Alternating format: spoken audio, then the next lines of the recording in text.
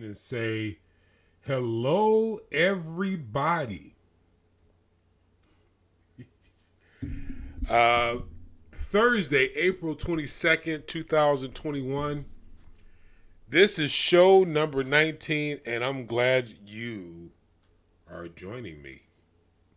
Now, it could be you're not joining me on Thursday, April 22nd. I'm still glad you're joining me. This is the broadcast with Paul C. Dozier. I just don't like saying my name because it's weird to me. It's like talking in third person. My grandson does that. I don't want to do that, so I just call it the broadcast. So welcome to the broadcast. I'm glad you are with me, and I'm glad to be doing this. It is the opportunity of a lifetime to be with you. Now you're catching me with a little palsy. I forget what side is on. I think it's on this side. Yeah, this side here. Right side. So it's a little strange. Feels a little strange to talk. But because of that, I was forced to go to the chiropractic doctor, Dr. Avani Patel in Huntington Beach. She is wonderful. And then after that, I was forced to go to the masseuse and talk to Kim. Now I'm trying to remember Kim's. You know what she wanted to give me the card, and I forgot to take the card. I didn't forget. I just said I would lose the card. But hopefully, I can get her on the website, and you guys can visit. The ones who are local here in Long Beach, amazing people. Helped me out tremendously. I feel fantastic. I may not sound fantastic yet, but I feel fantastic. We're doing the business series, and I'm only going to do 2 more shows, Thursday, Friday, possibly. All depends on how far I get today. In explaining to you what most organizations are going to ask you in a business plan. Now, I didn't say that at the beginning of this series.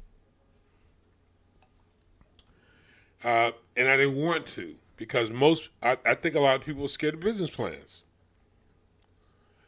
And I've been fortunate enough to write a few business plans.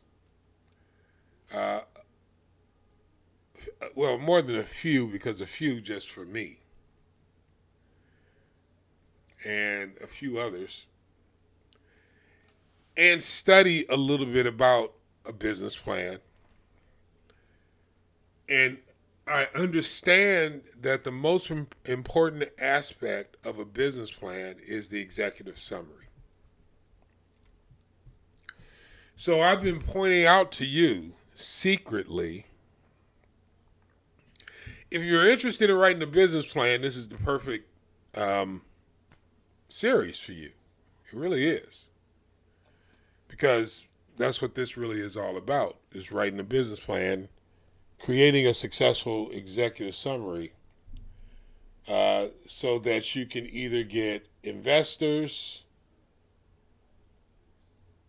or financing. Now, some people think that's the same thing. I think there's a finance component to it. But I also think it's important that you understand that if you get an investor, you're not looking just for his money. You're looking for his experience. You're looking for his wisdom, his or hers.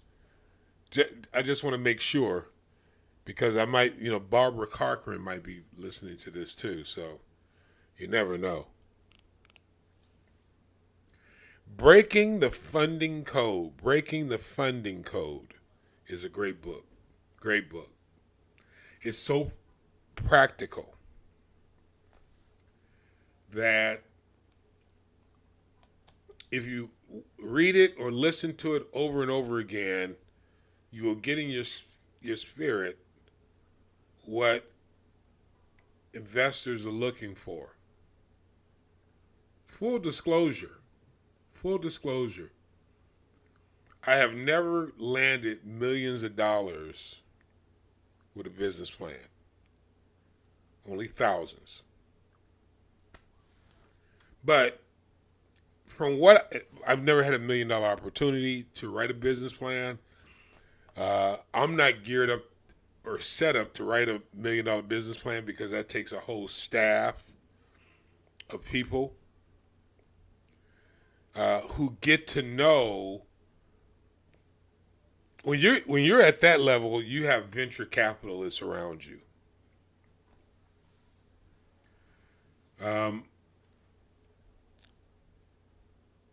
Who have relationships to tap into. I think one of the things that I learned about Warren Buffett that I found really fascinating, but it's so practical. It makes sense.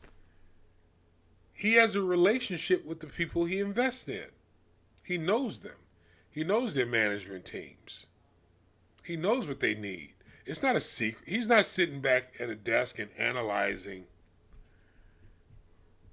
the company from a paper perspective only. He's got people,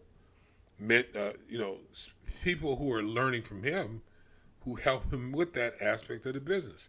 He knows the people. I think that's why I said your market research, part of it at least, a big part of it should be understanding your demographic. And I'm not talking about from a books source, from a code source, although all those things are important. We're going to kind of analyze a little bit the codes in a minute. But understanding your market is a matter of understanding your demographic and the people group that you're looking to market to. Mine is diverse, as an example. There are people in a couple of countries that use this material that I'm speaking on to learn. And if I have to be real honest, the reason why I'm trying to put it as simply as possible is I'm trying to get the information to people on the African continent. And I'm not trying to, I am. My American contacts, for you, it's a bonus.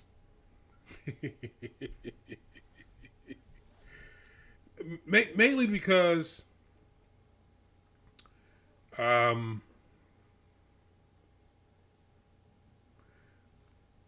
lot of people think they got it already. They don't really need the information.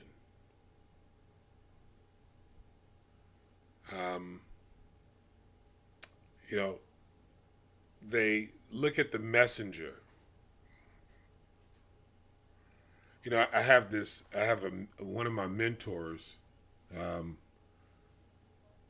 that is a client of mine in a different industry, or he's a client but I've known for 3 or maybe 4 years now. I think it might be 4 years now, at least 3, probably longer than 3. And for 3 years, we've been talking about something that we just started doing a couple of months ago.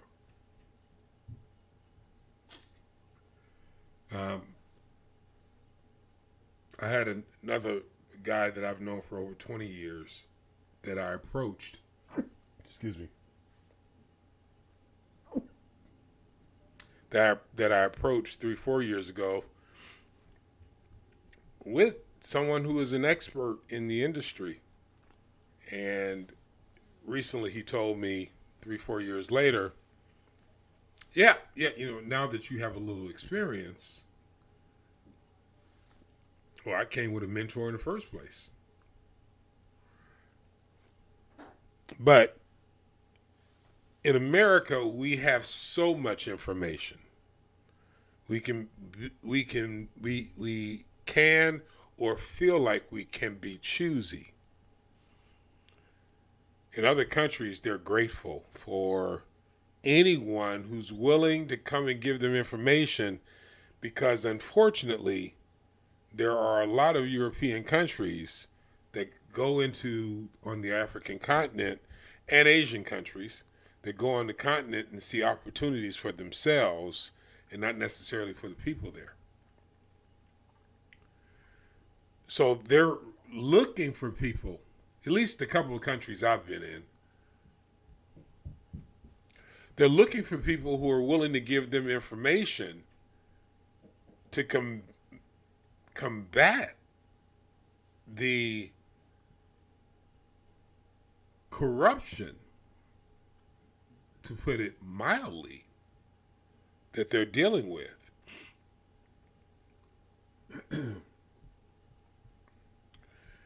After that massage today and the chiropractor, I know I'm going to have an interesting evening. So, bear with me here. So anyway, so this business series that I've created here is mainly for my contacts on the continent, but I'm hoping to get some buy-in from my brothers and sisters as well. And when I say brothers and sisters, I'm not necessarily just thinking black people, by the way. Even though this is titled Black Business Ownership. Oh, do you remember why? I hope you do. Black business ownership in America is 2.2%. That's why. It is not because the white man is holding us down.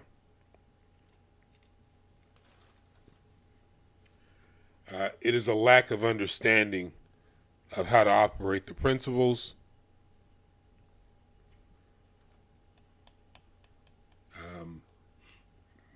With a dash of laziness, with a measure of distrust. Not saying it's justified or unjustified. It's funny, as soon as I said that, I lost a person on Facebook Live. That was hilarious. And maybe you don't want to hear this from me. Maybe you don't think I'm qualified to say it, whatever. But at a certain point, we have to change our own language, take responsibility.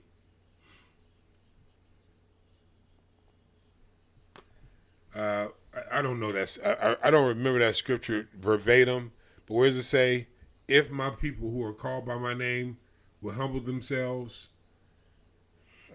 turn from their wicked ways, something like that,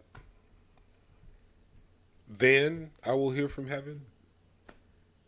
So there's a personal responsibility aspect of us wanting to do something different, to change what's happening to us. I'm sure most of you have heard the story of the elephant that started off as a baby. And as they grew up, the elephant still thought the chain could hold him. Until you get him angry. And he starts yanking at the chain. I'm suggesting some of these elephants start yanking at the chain. And find out who you are. The information on how to start, maintain, and grow businesses is out in the universe plain as day. My daughter's going out. She wanted to say hello. No, I didn't. Well, you did anyway. Plain as day. Here's the challenge. Well, it was all those things that I named. You know, at a certain point, we have to start taking each other serious and not be so intimidated by taking chances.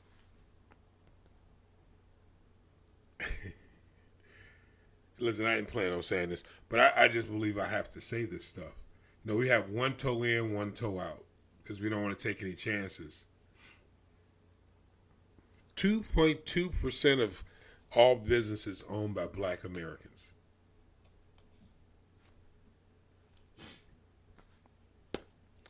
When I'm just shocked. As you can see, I'm still shocked, and I've heard this statistic for I don't know how many, a couple years, and I'm still shocked.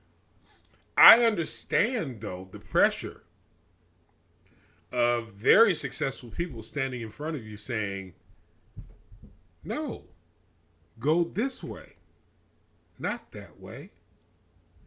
We won't support you if you go that way, but if you go this way and you shine, we're going to give you a gold watch. We're going to give you a certificate, a plaque." In the industry, I was in the car business for many, many years. You know, back in the day when I was in the car business, they used to give you envelopes of money. You know, they used to give you clap for you and give you a statue or whatever. Don't do that. Go. Don't do that. Don't do that.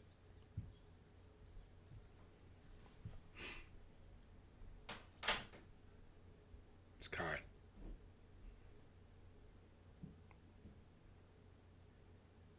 So those things are nice because everyone wants good employees. So they give you these rewards. What most people don't understand is that a business needs to keep their payroll down to a certain amount. When they save money on payroll, they offer bonuses. That's when profits are high.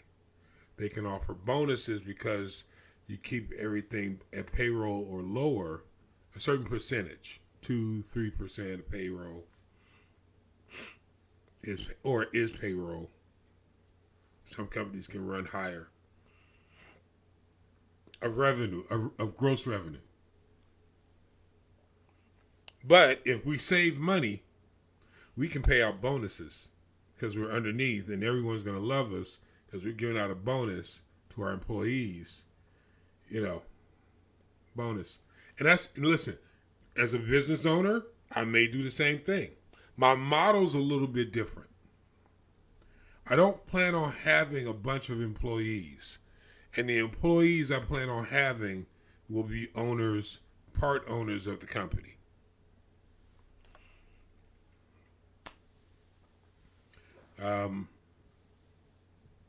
But I will partner with other business owners. Now, I'll have similar limitations on my percentage of payout, just like everyone does, right? You have to keep the bills low, and you have to earn a profit. But what I'm saying is, you have to understand the motivation behind things. We're scared to walk away from what we consider guaranteed money. For a lot of people, it is. Government positions are very guaranteed. Not suggesting you walk away from your job. Some corporate positions are very guaranteed, especially the ones with government contracts. Not suggesting you walk out from your job. If you have those, it may not be a bad idea to have a job and be self-employed and have a really good team of people around you, like an attorney and an investment coach or a financial advisor or someone that can help you properly invest, management company if you own real estate. There's nothing wrong with being a self-employed person if you have a job and you don't want to walk away from it. These videos are not for you.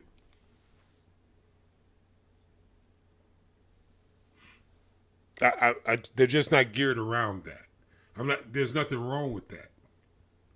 You know, there are a lot of people that listen to me that I know that are millionaires. They go to work every day. And not because they have to, they just go to work every day. They enjoy their jobs. They own property. They do very, very well in life. They do very social things. They're not interested in building a brand, something that's going to last through legacy. They're not interested in creating they want to leave a legacy possibly, but they're not trying to leave a documented vision, mission statement, employees, collaborations thing that once they die, I want to be Charles Schwab. Now he's still alive, I believe. I want when Charles Schwab dies, Charles Schwab will still be around. When J.P. Morgan died, J.P. Morgan lived on. How many of those do we have in the black community?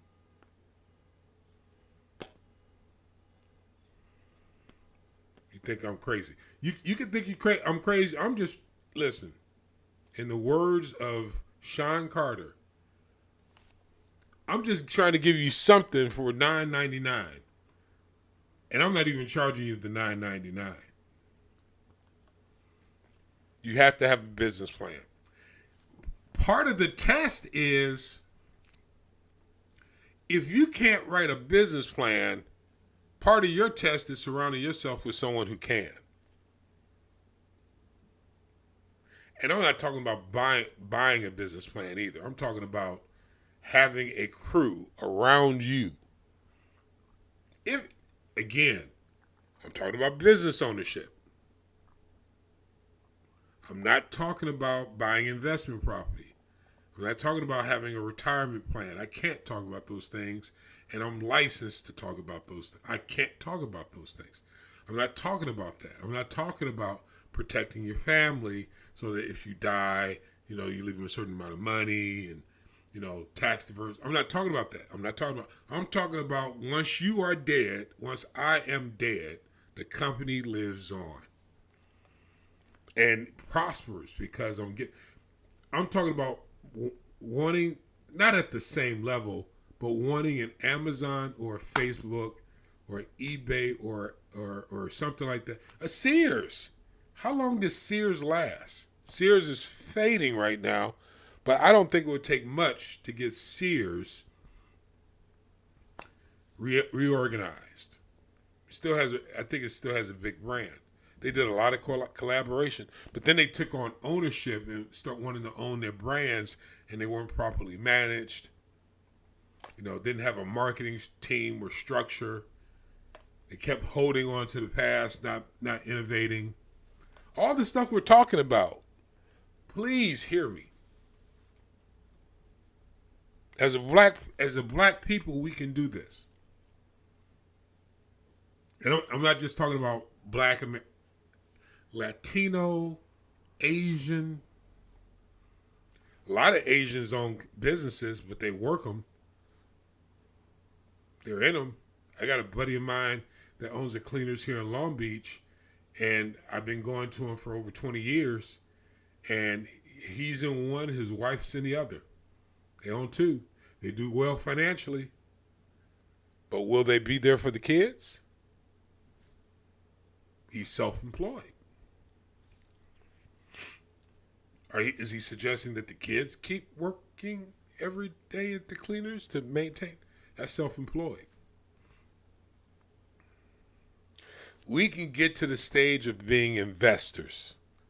thinking about Robert Kiyosaki and the four quadrants. But again, all those things I've talked about in the previous videos. And listen, I'll get to the other parts of the. It's not a lot of material. I think I might even finish it all tonight. I was thinking about 2 shows. I think I'll finish it all tonight. Since I let the cat out of the bag, if you listen to the videos, I've been showing you all the elements of an executive summary of a business plan. That's all it is. Well researched. We've talked about Amazon and Google and Apple.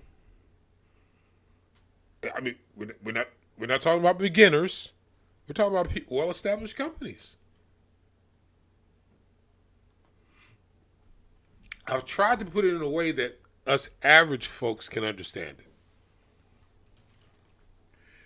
Listen, I'm not talking about, Now after I finish this series, I am going to start talking about the stuff people like to talk about, the little gossip on the government and all this other. So we'll get into that. But right now, I'm imploring my people to take interest in this information that's been spoken plainly. I know my guys in Kenya are going to do it. And maybe even a couple of brothers and sisters in Ghana are listening to it. I'm not worried about them. I'm truly worried about the ones in America. I know what they're doing in Kenya. I know the plans they have.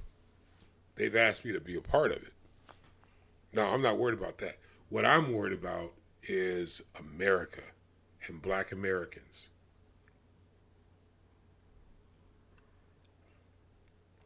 Back in the days of slavery, if you wanted to keep control over the house, you know the story. So what do? You give one, you give, all depending on how large the plantation was, you give a few power and money, position, and that would keep the masses in control. And what I'm saying is, you grew up with chains that can hold you as a baby, but we're no longer babies.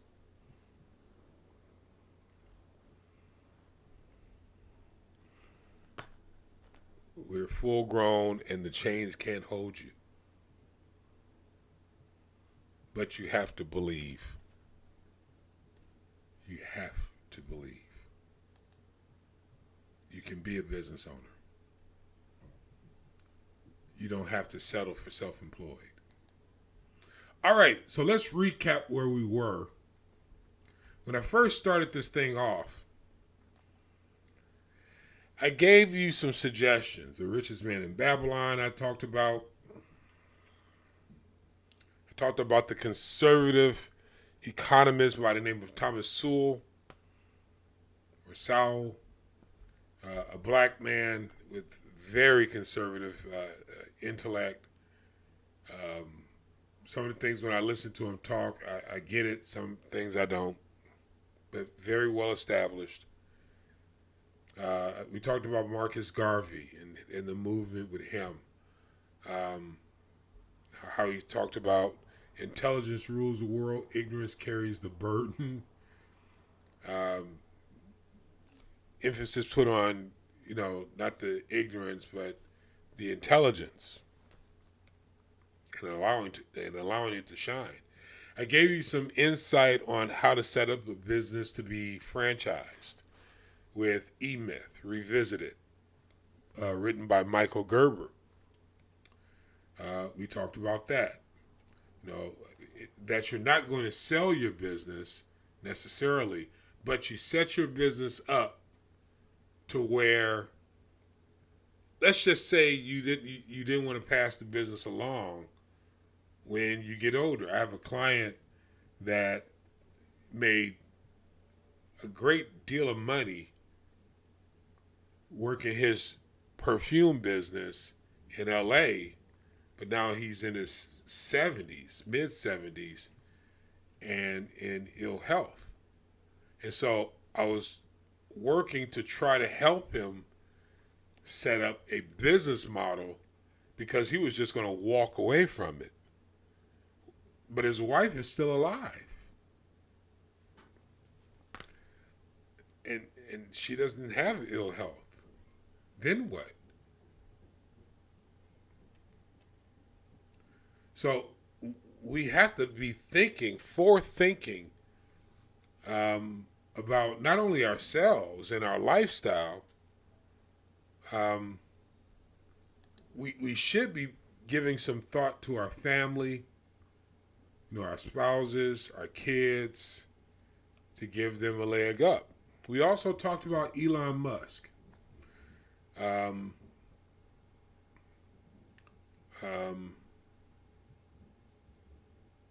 Who talked about, and I read the quote, his motivation for, well, he says, my motivation for all my companies has been to be involved in something that I thought would have a significant impact on the world.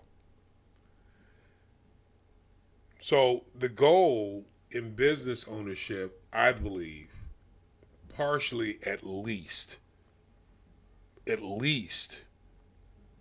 is to have a form of impact on the world.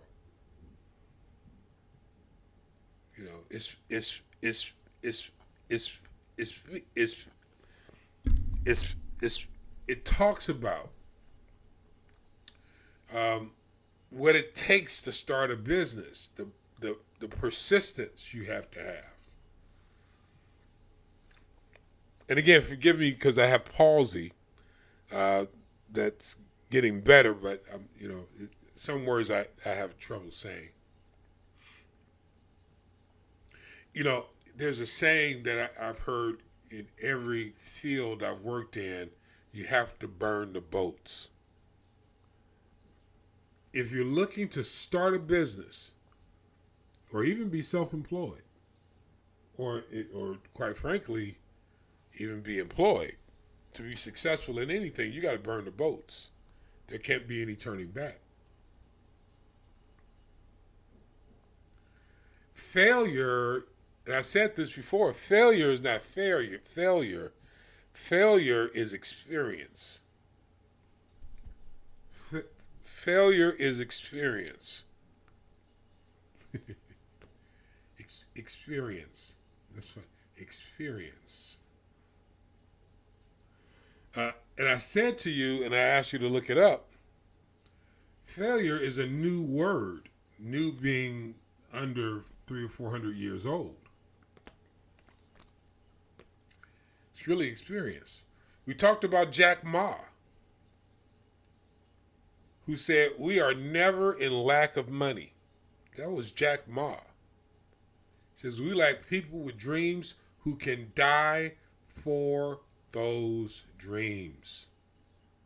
We talked about the importance of having a team.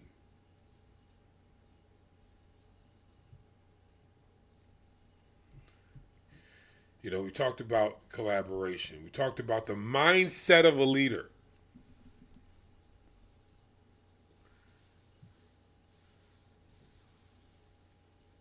Jeff Bezos says, if you only do things where you know the answer in advance, your company goes away.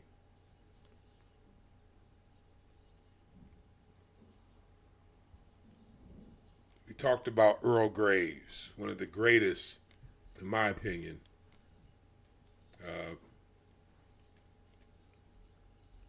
businessmen in our country,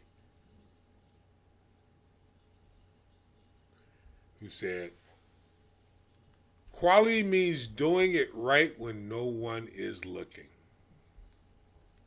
To do more for the world than the world does for you. That is success.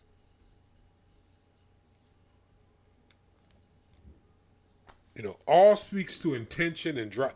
Listen, this stuff isn't fun to talk about.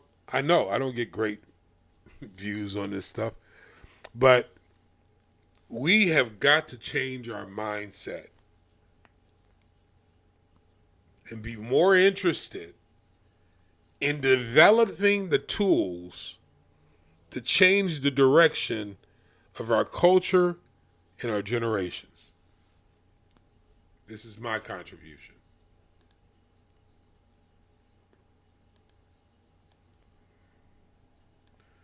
You know, we got to.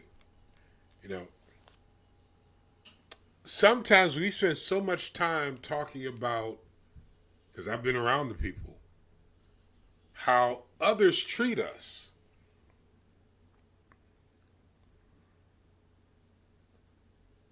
And we treat ourselves worse. We don't prefer ourselves. Now listen, some communities do prefer themselves. I'm talking about in the African American community. I know of very successful organizations that are mostly African American. You know, Howard University is one.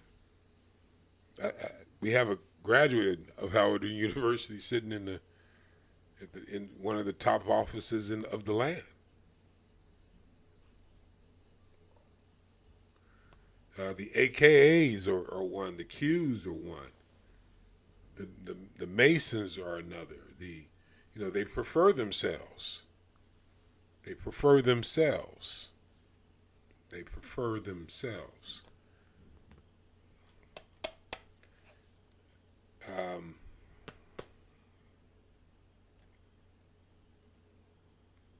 There are top organizations that are doing very well. But we have no Amazons. We have no Facebooks. We have no eBays. We have very few companies that even reach the level of an AutoNation or a CarMax. Certainly can't touch a New York Life, Mass Mutual. Where's our Citibank?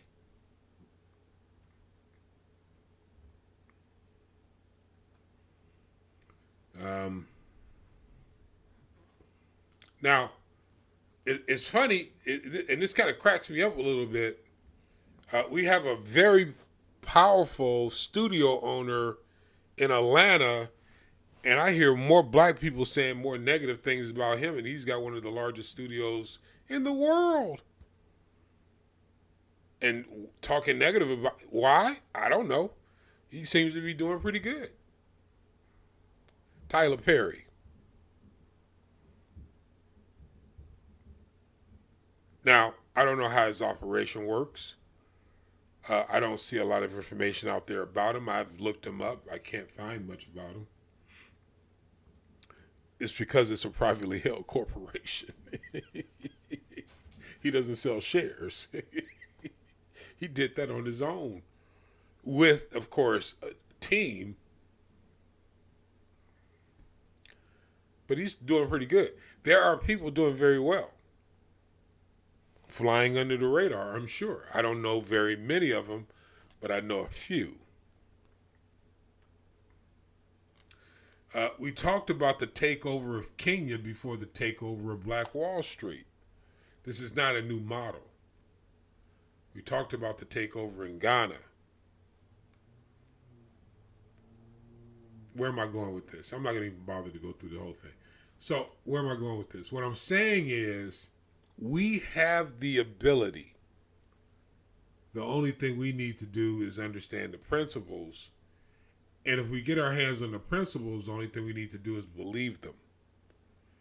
I talked about David Stewart, one of the wealthiest black men in the world, at $5 billion, but we really don't know what he's worth, more or less. But reported $5 billion. Technology.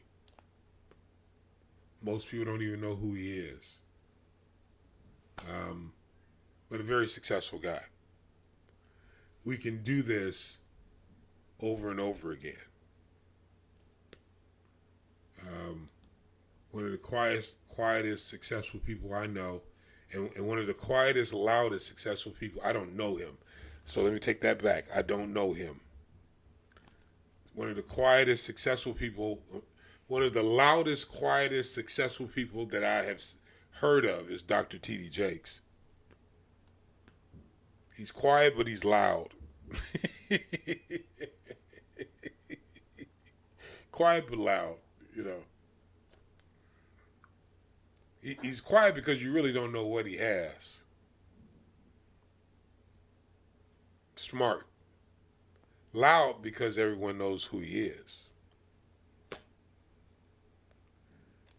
But I think that makes him proven as well. We talked about Black Wall Street and how Gurley and Stratford came in as educated men, as investors, as an attorney. Speaking of Stratford, owning businesses going into Tulsa and taking what they learned and building a legacy that we now call Black Wall Street. Now, and we talked about the aspects of community, and I think I even talked about what was missing there. You know, in other words, I've talked about Dr. Francis Quest Welsling's synopsis or theory, or whether those things mean two different things, but her dissertation on economics, education, religion, labor, law, entertainment, media, sex, and war. That we need people who operate in all of those realms, operating together, not separately, with one similar agenda coming from multiple directions. We talked about that. So we talked about a lot of things over these past few weeks, and so I'm going to just end with today, show number 19. We're going to end with understanding the opportunity, the solution, the market focus, having a competitive advantage, because we talked about that. Because quite frankly, the reason why we're going to go through these very quick is because the majority of the stuff that we talked about on creating an executive summary, which is really writing a business plan, we've already really talked about. Like, for example, the solution. The solution really is, in my estimation, your value proposition, your unique value proposition, PRO, because of the palsy, it doesn't come out right, but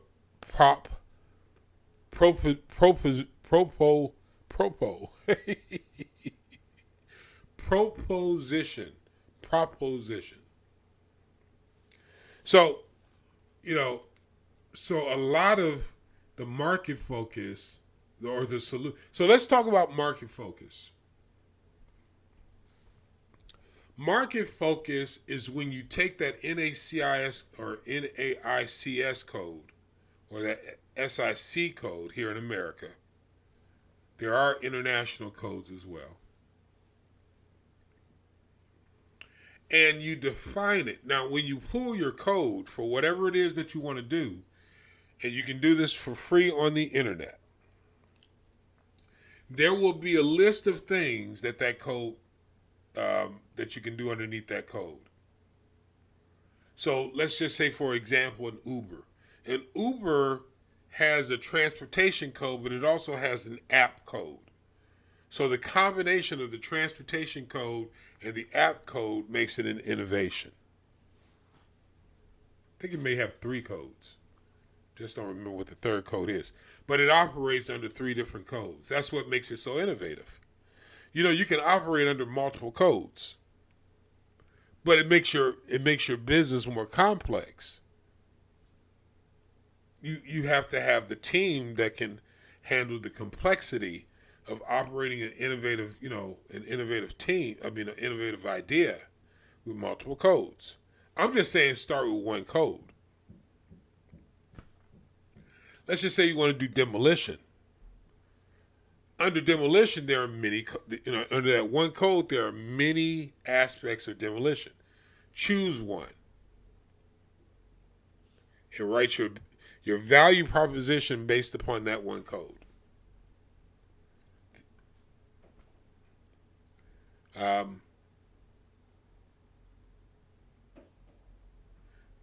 don't know. Maybe you want to do something in the medical industry.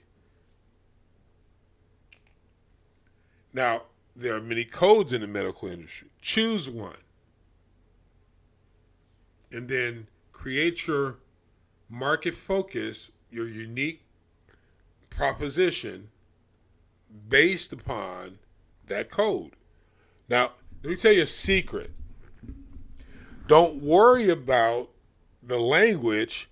They even give you the language as well. No one's looking for you to come up with fancy language.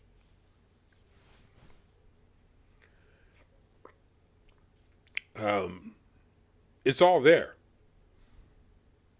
I think where we get tripped up at is because we think the work is so large. It's not large if you have a team.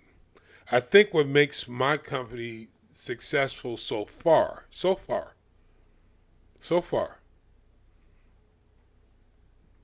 and we're just getting started in September, and we haven't done any advertising. We've picked up a few clients here and there, but I think what has helped is my focus has always been my team. Always. And so I thank God for the attorney that we have, and I'm not going to mention around because I think he's kind of camera shy, but he's out of, well, he says he's out of Miami, but he's really in St. Martin's. Poor guy. And the lady that helps me with my research, and again, I haven't had her permission to say her name, but it's all, the majority of them are on my website anyway. From my commercial insurance guy, from my banker, it's all a team. I don't have to have all the information. I just have to have the right people in place who all specialize in their aspect of what I need. You don't have to do it all. You just have to have the right team. Your company has to offer a solution. Now, when I say market focused solution, folks, these are the titles on the executive summary. You have to believe me on that. I mean, Google it if you want to. But these categories should be on your executive summary and in the business plan. That's why I'm saying go over this over and over again. These are it. These are the categories. This is what companies want to see. This is what the government wants to see. How do I know? I got the templates from companies in the government. For real. I got them directly from them. So your solution, again, your value proposition, going back at the top, let me go back to the top to refresh my recollection. Your concept. So your solution is going to take your concept, which has your unique value proposition in it. Your concept is inside the business plan, but you're gonna have 2 to 3 lines in your executive summary.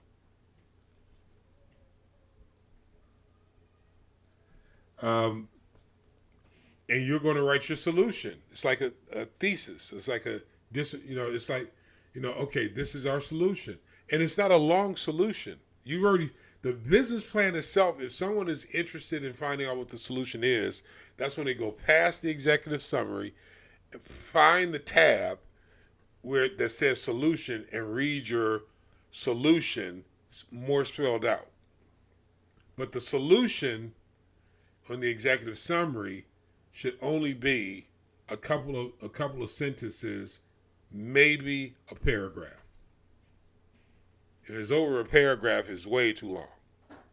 Maybe a paragraph if it's interesting. You know, and of course you want to, once you've done your market research, you already know who your competition is. You know what they're charging. You know, if especially if you want to be on the same platforms as them. Anyway, there are apps nowadays that have your competition on it, and they tell you how much they charge. And then, all depending on where they're registered, you can look their company information up, because if they're registered as LLCs, S Corps, or C Corps, you can go to the states and find out that they're registered. You can even find out who the officers are, because they have to file their statements of information. Everyone has a website that has a vision and mission statement on it. So let's go over it. You can get how much they charge. You can get their vision and mission statements. You can get their officer's name. You can do this yourself, or you can hire someone who can do this stuff for you. Either or, it has to be done. It's not hard. It is tedious. But listen. You're not trying to come up with a whole business plan on your competition. You just need to know who they are, how much they charge. Are you competitive with them? If you can get their demographics, that would be great. If you're in the real estate business, you get the comparables. So you go to the MLS, you pull the comparables. You want them to be within 6 months.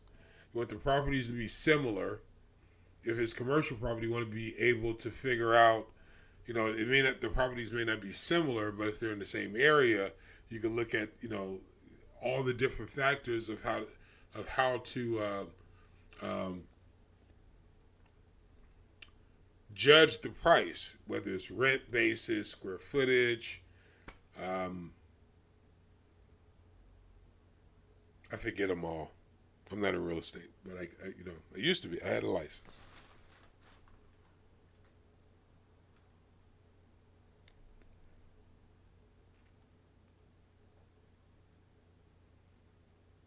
And the last thing I want just to go over real quick is telling people about the opportunity that you have by being in the marketplace with a focus on serving the community, the society, the people group, the demographic that you're interested in serving. Whether you're doing it personally I mean you're self-employed, or you're doing something personally in the community. I have a sister of mine here in Long Beach that feeds the homeless. She does that personally, but now she's so successful she's had to bring on a team. Now she's had the least space. Now she has the least space. Had to buy a van. So it doesn't matter whether you're doing something in a nonprofit organization or you're doing something in a for-profit organization. If it has something to do personally, business, or socially, you should have an idea of where it is that you want to go. It doesn't have to be anything even complicated. What's the purpose, Paul? Either you're looking to attract investors and their wisdom, or you're just flat out looking for funding. The goal being to create something that you can brand yourself and open up the possibilities for other people who may not be visionaries. Because these lessons have all been, or these videos or these shows have all been geared towards the visionary. A lot of you have already been successful in other areas of your life.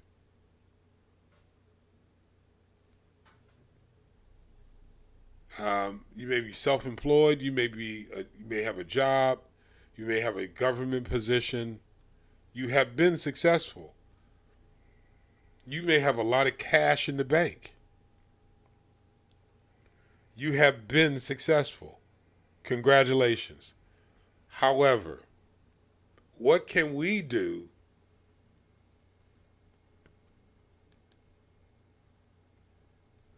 Listen, I don't regret my past.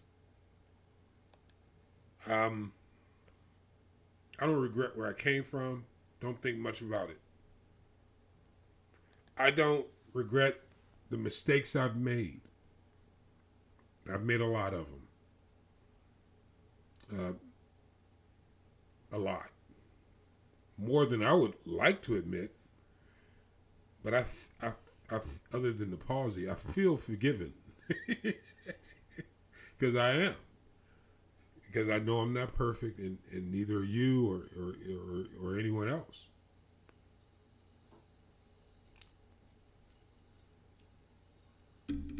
When I accepted Christ in my life, I just felt the magnitude of responsibility to take the focus off myself. It seemed like, though, because I was a very successful salesperson,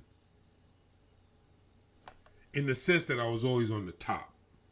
That's what I mean by successful as a salesperson. I was a top salesperson in my field. Good CSI, the whole bag.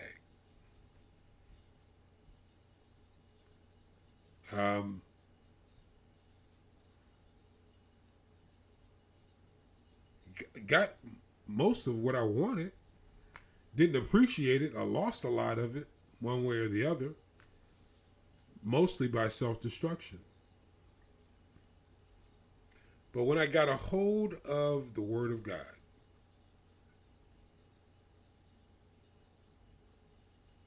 and understood that up until that point, after studying it, my focus was my lust. There's nothing wrong with making money. I want to make a lot of it. So don't think I'm speaking against money. No, my lust was to do or say anything it took for me to get that big paycheck.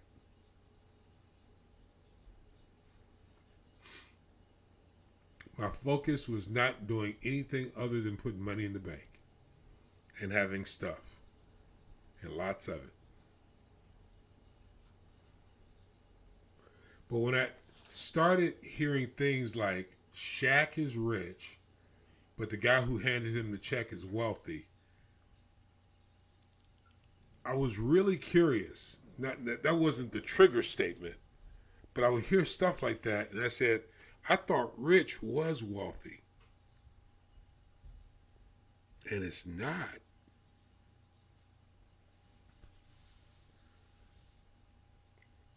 I can pretty much get rich on my own, for the most part. To be wealthy is a completely different mindset. I may not get my wealth until my grandkids are running my business.